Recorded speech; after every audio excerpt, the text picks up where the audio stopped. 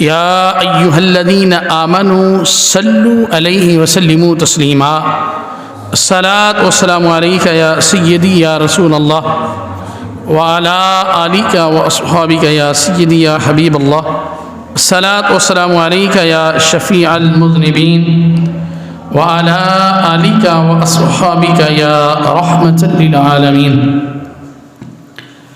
معزز و مکرم سامعین کرام،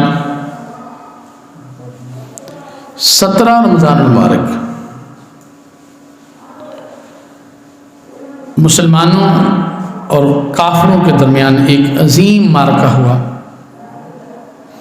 جسے اللہ تبارک و تعالیٰ نے یوم الفرقان کا نام جو ہے وہ عطا فرمایا۔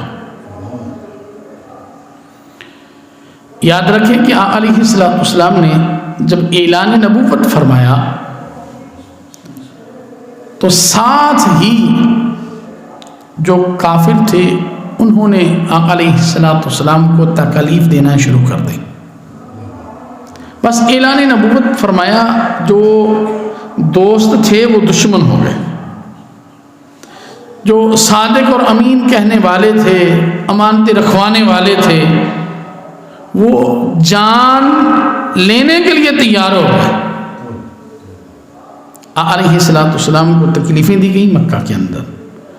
حضور علیہ السلام نے ارادہ فرمایا چلو مکہ سے طائف کی طرف چلتے ہیں، باہر نکلتے ہیں، وہاں جا کے ان کو تبلیغ کرتے ہیں۔ تو حضور علیہ السلام طائف میں پہنچتے ہیں، جا کر ان کے 3 سردار تھے حضور علیہ السلام نے انہیں جو ہے وہ دعوت دی، کہا کہ مسلمان ہو جاؤ۔ معاذ اللہ انہوں نے ایسی باتیں کی، ان کو معاذ اللہ تبارک و تعالیٰ نے نبی آپ کو ہی بنا کے بھیجنا تھا، ہمیں ملتی نبوت، ہم سردار ہیں، ہمارے پاس پیسہ ہے، سب کچھ ہے۔ یہاں تک کہ ایک تو ہے کہ انکار کر دیا، بلکہ انکار بھی کیا، اور انکار کرنے کے ساتھ ساتھ جو ہے اوباش لڑکوں کو آقا علیہ السلام کے پیچھے لگا دیا، اور حضور علیہ السلام کے وہ پتھر مارتے، حضور علیہ السلام کے قدمین شریفین جو ہے لہو لہان ہو گئے۔ حضور علیہ السلام بیٹھتے، حضور کو اٹھا کر پھر پتھر مارتے۔ حضور علیہ السلام ساتھ ہی کے باغ ہے، وہ مسجد علی کے ساتھ ہی ہے، وہاں حضور علیہ السلام جو ہے وہ تشریف فرما ہوئے، تو اللہ تبارک تعالیٰ کی طرف سے حضرت جبریل امی آ گئے، کہا حضور حکم فرمائیں، ہم ان کو 2 پہاڑوں کے درمیان جو ہے، ان 2 پہاڑوں کو ملا دیں گے اور درمیان میں ان کو کچل دیں گے۔ آقا علیہ السلام کتنے کریم ہیں، حضور کتنے رحیم ہیں۔ آقا علیہ السلام نے یہ نہیں ارشاد فرمایا انہوں نے میرے پتھر مارے ہیں، مجھے لہو لہان کیا ہے تو ان کو جو ہے وہ کچل دیا جائے، بلکہ حضور صلی اللہ علیہ وسلم نے ارشاد فرمایا یا رب العالمین انہیں ہدایت عطا فرما، یہ مجھے جانتے نہیں ہیں۔ فرمایا یہ نہیں تو ان کی آنے والی نسلیں جو ہیں وہ مجھ پر ایمان لے کے آئیں گے۔ تو آقا علیہ السلام نے ان کے لیے جو ہے دعائے ضرر نہیں فرمائی۔ حضور صلی اللہ علیہ وسلم مکہ میں تشریف لے کر آئے، مکہ میں یہ سلسلہ چلتا رہا۔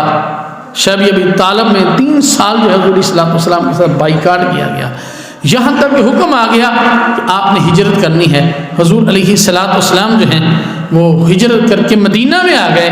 جب حضور علیہ السلام ہجرت کر کے مدینہ شریف میں آ گئے، پھر بھی مکہ والوں کو سکون نہیں ملا، بلکہ جو ہے وہ جتنے صحابہ حضور کے ساتھ آئے تھے ان کی جائیدادوں پہ انہوں نے قبضہ کر لیا، اور یہاں تک کہ پھر جو ہے وہ مدینے میں آ کر جو ہے جو مدینے میں یہودی رہتے تھے انہیں کہنے لگے آپ جو ہے معاذ اللہ حضور سے بائیکاٹ کریں۔ آقا علیہ السلام کو ہر طرح کی تکلیف دینے کی انہوں نے کوشش کی، تو یہاں تک کہ ہجرت کا 2 سال آ گیا۔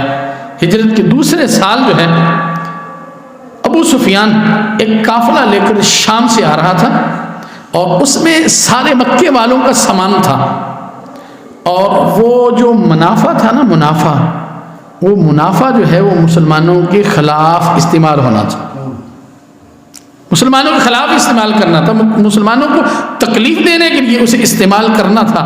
تو اللہ تبارک تعالیٰ نے دو گروہوں میں سے ایک جو گروہ تھا، دو گروہ تھے، ایک ابو سفیان لے کے آ رہا تھا جس کے اندر سامان تھا، اور دوسرا گروہ جو ابو جہل کا گروہ تھا جو مکہ سے چلا ہے، جس کے ساتھ مقابلہ ہوا ہے مسلمانوں کا.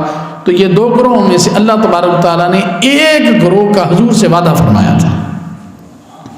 اب جو ابو سفیان کا گروہ تھا وہ راستہ بدل کے آگے نکل گیا.